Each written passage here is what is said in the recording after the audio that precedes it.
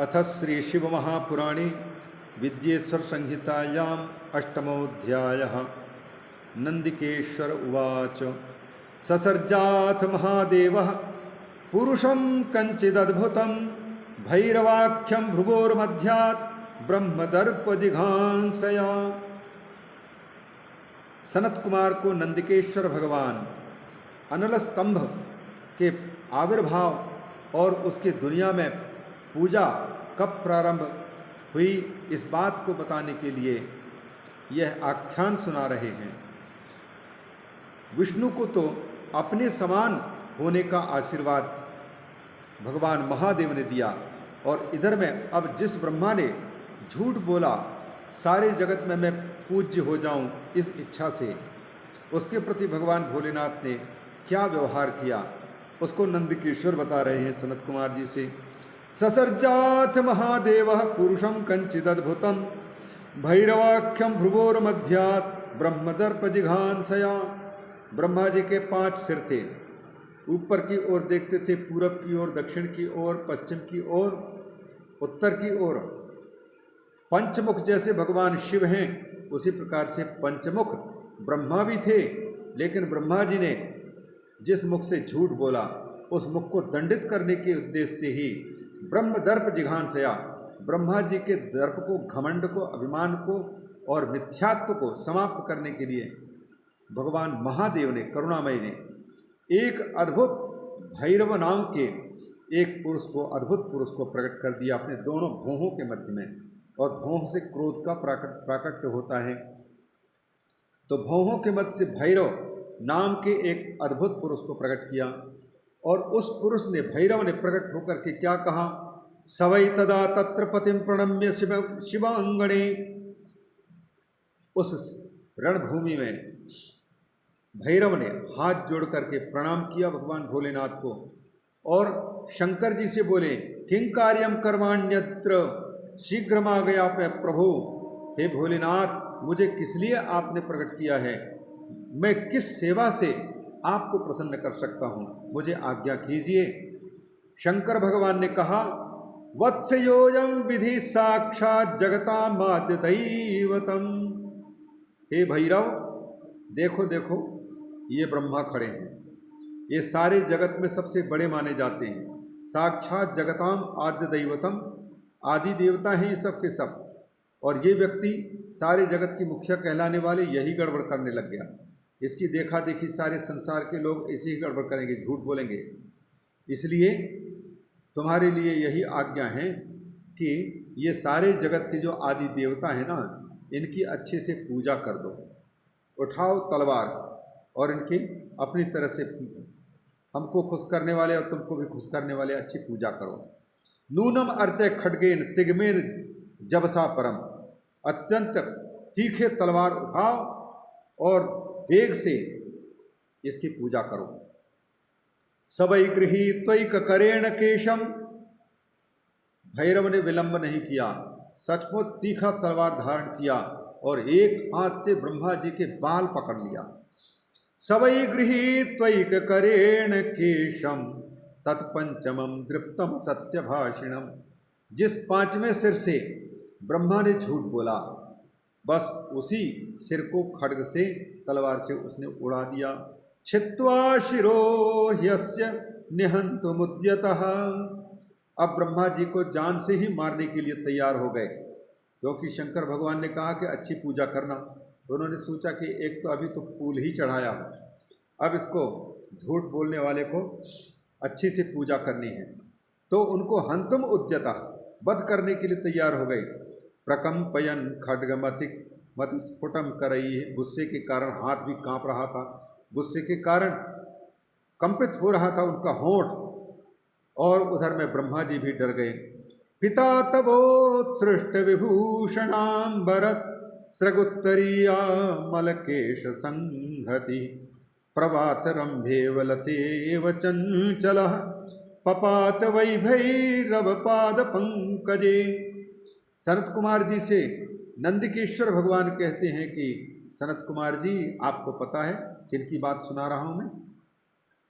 तुम्हारे पिता ब्रह्मा जी की हालत थी ये। जिनके तुम मानस संतान हो। पिता तब उत्सृष्ट विभूषणांबर सृगुत्तरीयामल केश संहति।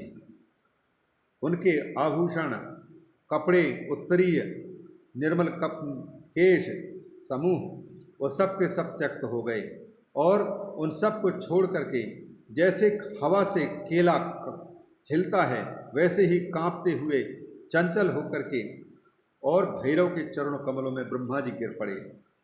मुझे बचा लो, बचा लो, बचा लो, पाहि माम पपात वै भैरव पाद पंकजे तावद विधिं तात दिदृक्षुरच्युतः कृपालुरस्मत् पतिपाद पल्लवम निशिच्य बाष्पैरवदत्कृतांजलिर यथा शिशुः स्वं पितरं कलाक्षरम। तब तक ब्रह्मा को देखा कि बहुत परेशान हो चुके हैं, तो ब्रह्मा जी को अच्युत भगवान विष्णु देखने के लिए बड़े कृपालु दयालु हैं और तत्पतिपाद पल्लवम भगवान शंकर के चरण कमलों को पकड़ लिया कि हे भोलेनाथ ये क्या हो रहा है। निशिच्य बाष्पई ही भगवान विष्णु के आँखों से दयावशात आंसू झराए और हाथ जोड़ करके भोलेनाथ से विष्णु ने प्रार्थना की यथा शिशु स्वं पितरम कलाक्षरम। जैसे छोटा बच्चा अपने पिता के सामने तोतली बोली में बोलता है वैसे भगवान विष्णु छोटे बच्चे की भांति अपने पिता तुल्य भगवान शंकर के चरणों में गिर करके आंसू भरकर हाथ जोड़ करके प्रार्थना शुरू की। अच्युत उवाच त्वया प्रयत्नेन पुरा हि दत्तं यदस्य पंचाननमीश चिन्हम। भोलेनाथ आप तो कर्पूर गौरम करुणावतारम, करुणा के अवतार हैं प्रभु। आप यदि दया नहीं करेंगे तो कौन दया करेगा।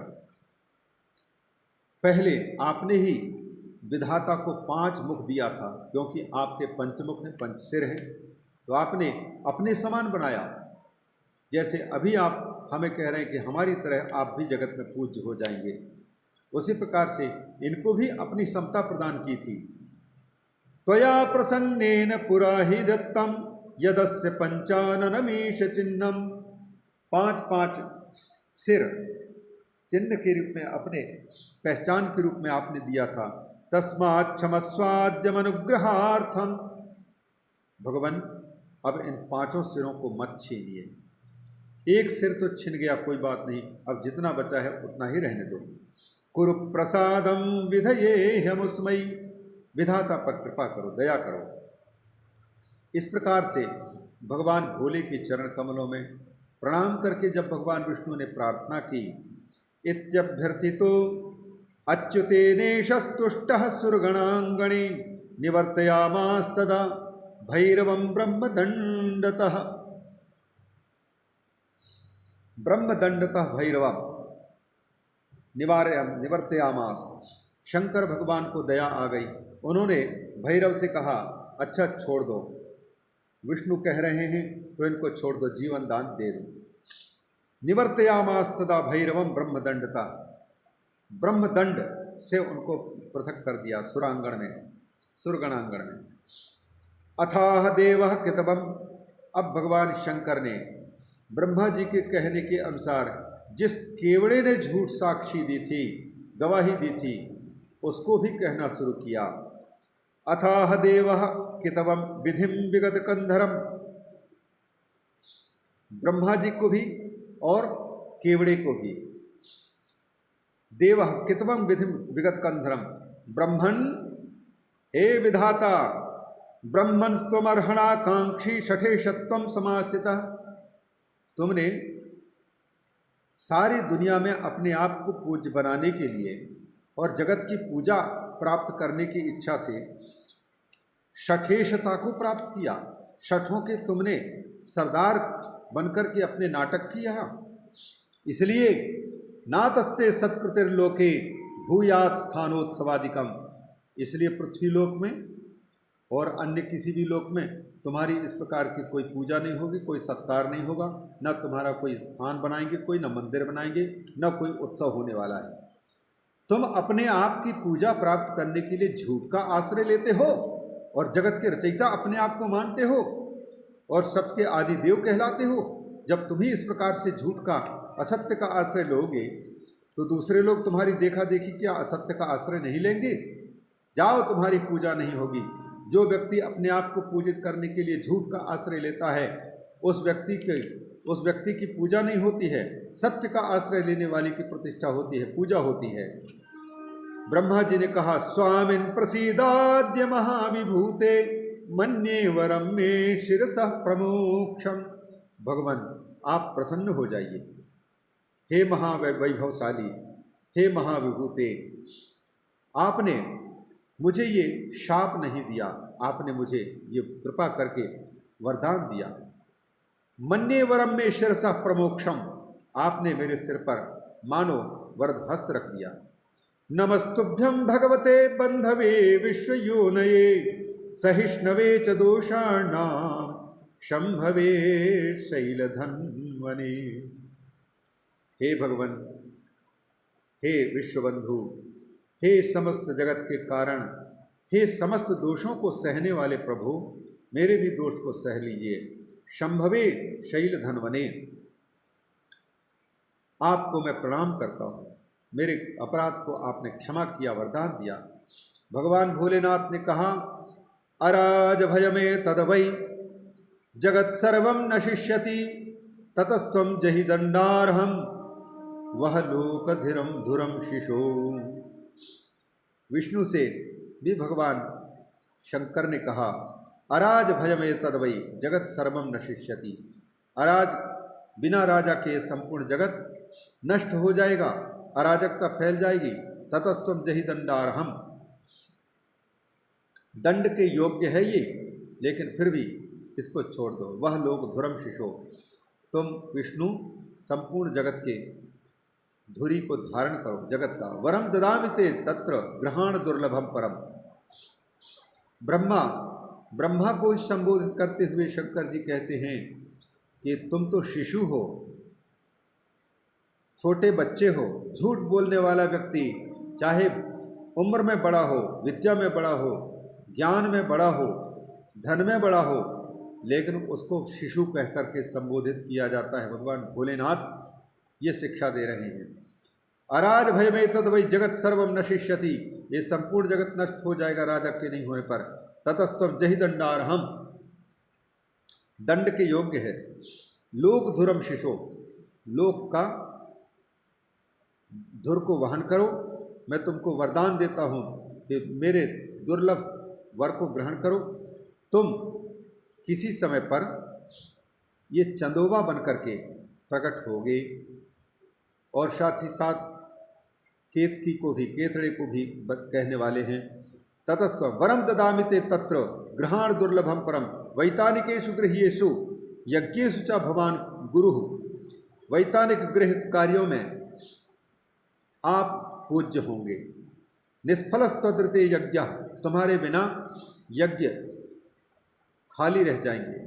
सांगश्च सह दक्षिणा, सांग होते हुए भी, दक्षिणा रहित, दक्षिणा सहित होते हुए भी निष्फल माने जाएंगे। अथाह देवः कितवम केतकम कूट साक्षिणम, झूठी गवाही देने वाले केवड़े से भी भगवान भोलेनाथ ने डांट फटकार लगाते हुए कहा, रे रे केतक दुष्टस्त्वम षड्दूरम इतो ब्रज। है दुष्ट केतकी, यहाँ से तुम मेरे पास से दूर चले जाओ, पास में नहीं आना मेरे।